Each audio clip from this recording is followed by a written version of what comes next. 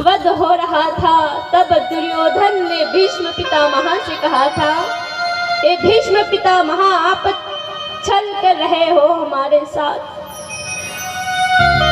आप तन से तो हमारे पक्ष से युद्ध कर रहे हो, परंतु मन से आप उस पांडवों की ओर से युद्ध कर रहे हो। भीष्म पितामह कहते हैं, नहीं दुर्योधन, तुम ऐसा कलंक मत लगाओ। क्यों? लो, मैं भीष्म, मैं पुनः एक बार और एक प्रतिज्ञा लेता हूँ कि कल या तो अर्जुन मरेगा या मैं। यह बात माधव को पता चल गया कि भीष्म ने एक और भीष्म प्रतिज्ञा लिया है।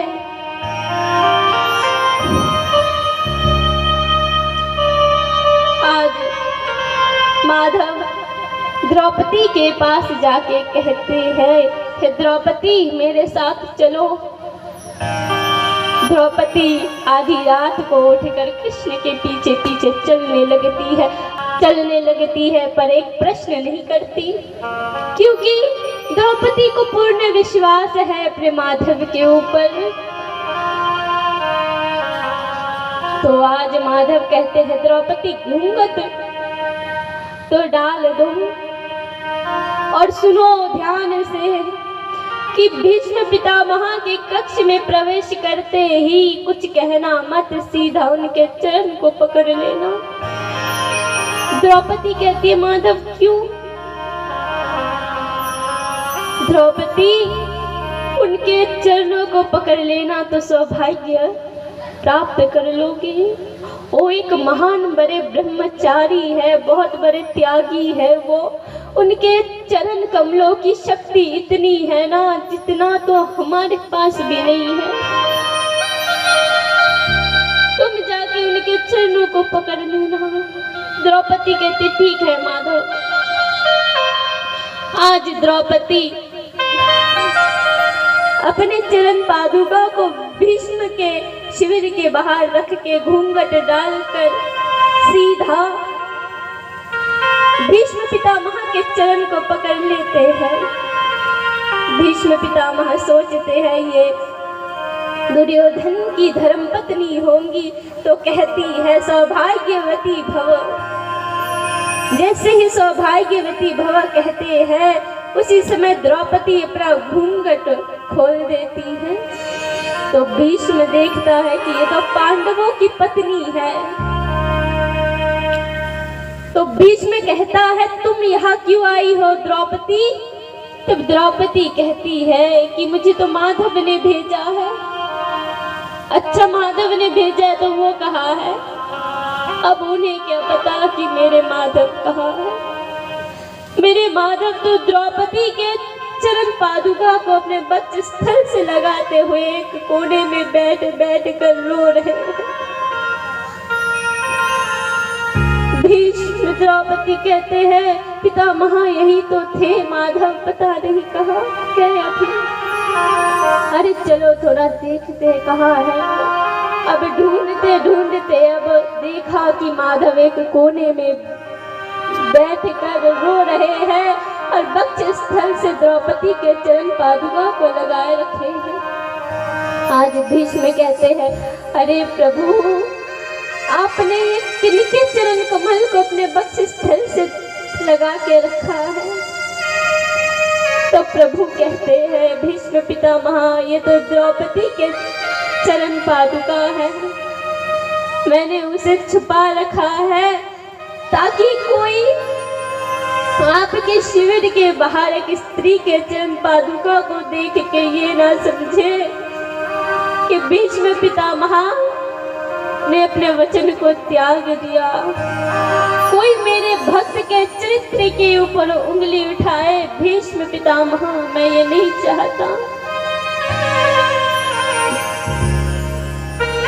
भीष्म पितामह, आपने वचन दिया था दुर्योधन को कि आप या तो कल आपकी मृत्यु होगी या अर्जुन की, पर आपने द्रौपदी को भी तो यह आशीर्वाद दिया कि सौभाग्यवती भव रहे।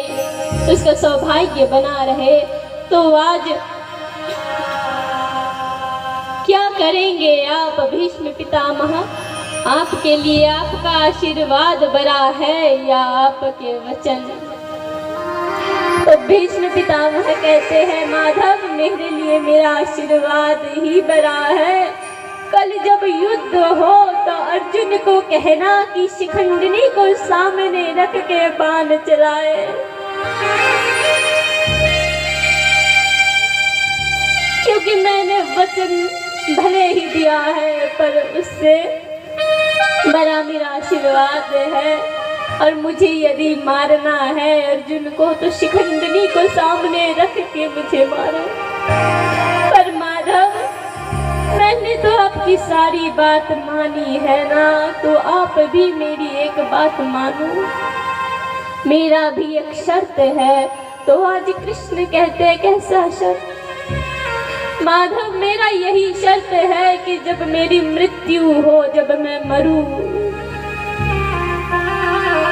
तो मेरे सामने, मेरे नेत्र के सामने केवल आप हो। मेरे मृत्यु के समय केवल आप हो। भले ये संसार ना हो पर आप हो। आज कृष्ण वचन देते हैं भीष्म को, हे भीष्म पितामह मैं आपको वचन देता हूँ कि आपकी मृत्यु के समय मैं रहूंगा आपके पास। तो आज वही समय लौट के आया है कि भीष्म 52 दिन से तीर की शैया पे लेटे हुए हैं, असहनीय पीड़ा सह रहे हैं, केवल कृष्ण की प्रतीक्षा कर रहे हैं कि मेरा गोविंद कब आएगा। मैं अपने गोविंद को देखे बिना नहीं मर सकता।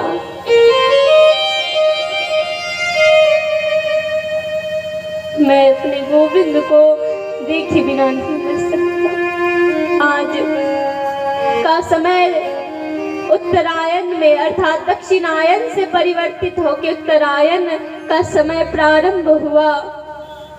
कृष्ण, 5 पांडव तथा जितने भी हस्तिनापुर के वासी थे सब आए हैं आज भीष्म पितामह के पास। भीष्म पितामह दूर से देख रहे हैं कि गोविंद आ रहा है।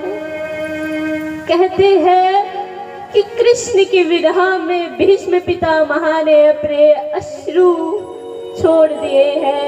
उनके नैनों से अश्रु प्रवाहित होने लगे। अश्रु से उनके नेत्र इतने भर गए कि उन्हें ठीक से कुछ दिख नहीं रहा, परंतु गोविंद के चरणों में जो नुपुर बंधी हुई थी उनकी आवाज भीष्म पितामह सुन रहे हैं कि मेरा गोविंद आ रहा है। हो दिनो बंधु रे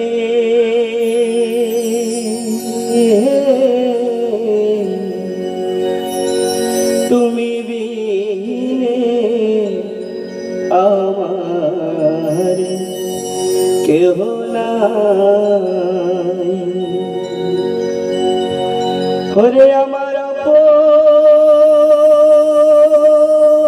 অপরাধী দেহ লইয়া বলো আমি কোথায় যাই। आज भीष्म पितामह सबसे वार्तालाप करने के पश्चात गोविंद से कहते हैं, प्रभु मेरा समय हो गया, अब मुझे अपने भीतर स्थान दे कि मैं आपके भीतर लीन हो सकूं। कहते हैं जो भक्त होते हैं ना, भक्त कहते हैं हमें मुक्ति नहीं चाहिए, हमें सुख नहीं चाहिए, हमें समृद्धि नहीं चाहिए, बस भक्ति जो है, भक्ति का ताप इतना बढ़े हमारे भीतर कि अंग रंग गल के पिघल जाए। भक्ति का ताप इतना बढ़े कि अंग रंग गल के पिघल जाए, बस एक आत्मा बचे वो परमात्मा से मिल जाए। भक्त की मन स्थिति, मनों की भावना बस यही है कि किसी तरह भगवान से हमारा मिलन हो जाए। आज वही इच्छा भीष्म पितामह प्रभु से कहते हैं, मुझे भी अपने भीतर स्थान दे। प्रभु कहते हैं, भीष्म मेरे भीतर स्थान तो तुम जैसे भक्त को ही प्राप्त हो सकता है। आज भीष्म पितामह अपने शरीर को त्याग देते हैं और वह जो प्रज्वलित एक आत्मा, एक रोशनी सीधा प्रभु के भीतर जाके समा जाते हैं। मुझे चरणों से लगा ले मेरे श्याम मुरली वाले।